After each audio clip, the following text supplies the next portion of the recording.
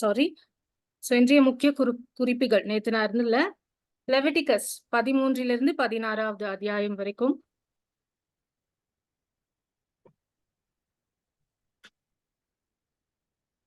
லேவியர் ஆகமம் முழுவதிலும் நாம் படிக்க கேட்டோம். பரிசுத்தம் என்ற கருத்து வலியுறுத்தப்படுகிறது. பரிசுத்தமாக இருப்பது என்பது கடவுளுக்கு முற்றிலும் அர்ப்பணிக்கப்படுவதை குறிக்கிறது.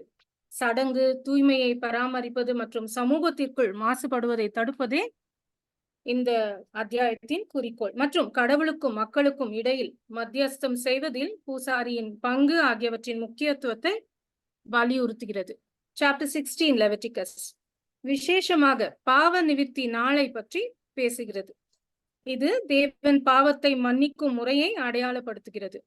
இஸ்ரேல் மக்கள் பாவத்தை தவிர்ப்பது மட்டுமல்லாமல் ஒழுக்க மேன்மையை நோக்கி நகர வேண்டும் என்று தேவன் விரும்புகிறார்.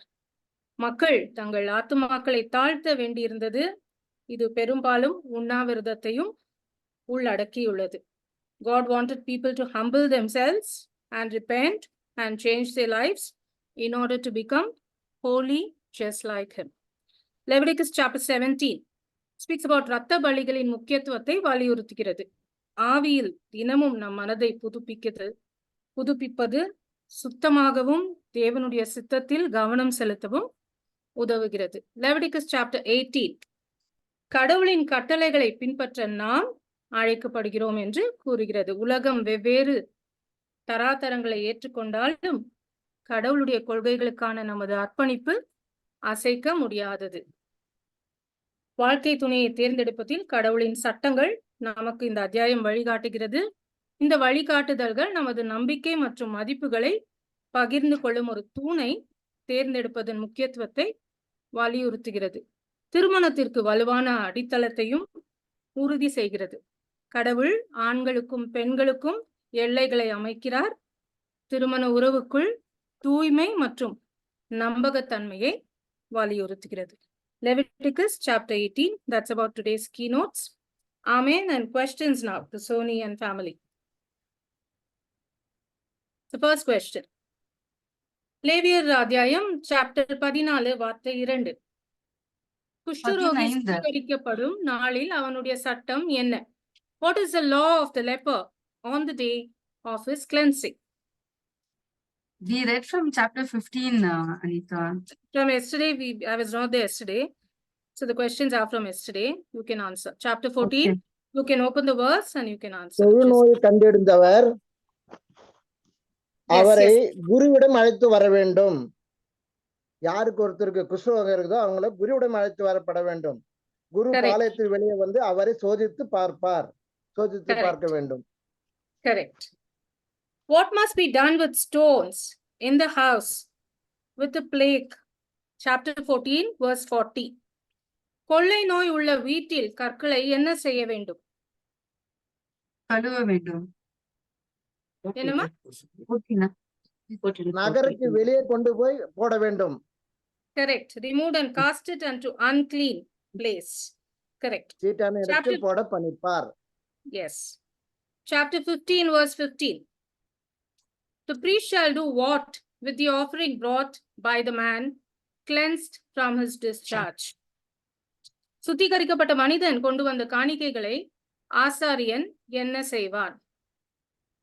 Offer as a sin offering and a holocaust for the atonement of the sins.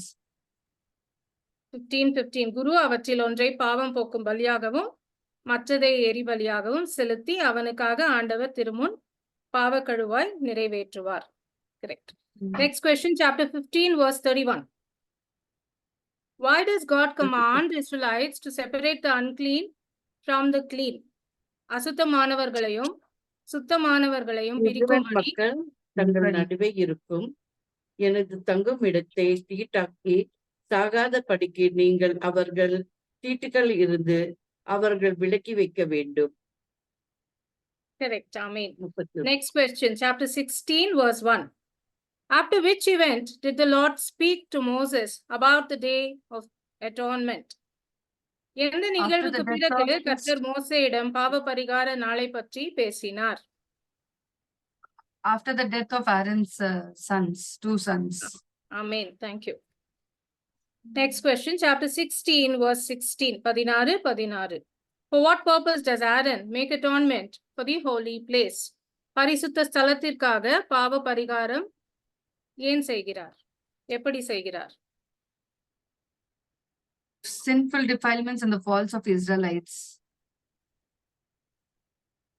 He does it because of the uncleanliness of the Israelites. Correct. Thank you. Next question, chapter 16, verse 23. After completing the atonement rituals, what does Aaron do with his linen garments?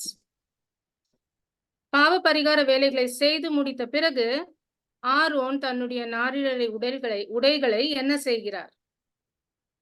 He has to strip off and leave it in the sanctuary. சந்திப்பு கூடாரத்துக்கு வந்து Yes, he leaves them in the holy place. Correct. Thank you. What is next question? Chapter 16, verse 30. What is the purpose of the Day of Atonement? பாவ நிவிர்த்தி நாளின் நோக்கம் என்ன?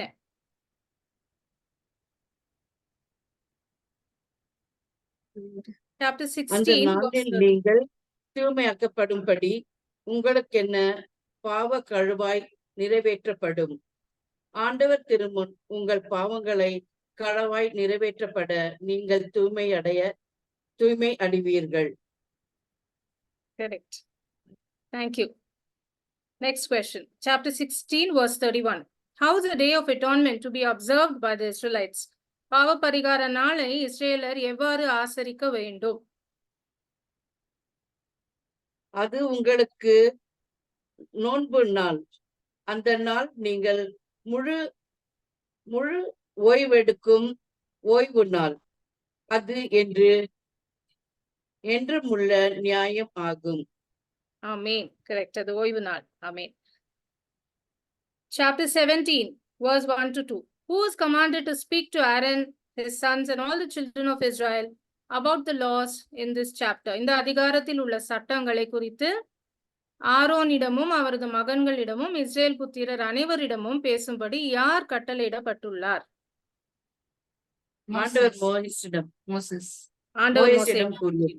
Yes. Thank you. Last question for the day, chapter 17, verse 9. What does offering sacrifices at the entrance of the tent of meeting symbolize? ஆசாரிப்பு கூடார வாசலில் பலிகளை செலுத்துவது எதை அடையாளப்படுத்துகிறது? அதனை சந்திப்பு கூடார வாயிலில் ஆண்டவருக்கு செலுத்தப்படி கொண்டு வரவிடில் அவரது இனத்தவரும் இராமல் அழிக்கப்படுவர். எஸ், அவரது இனத்தவர் இல்லாமல் அழிக்கப்படுவர் என்று ஆண்டவர் கூறியுள்ளார். ஆமென். So thank you so much. எல்லாரும் ஆன்சர் பண்ணதுக்கு thanks to Sony and family and all the families. God bless. Good night. Take care. Amen. Thank you all.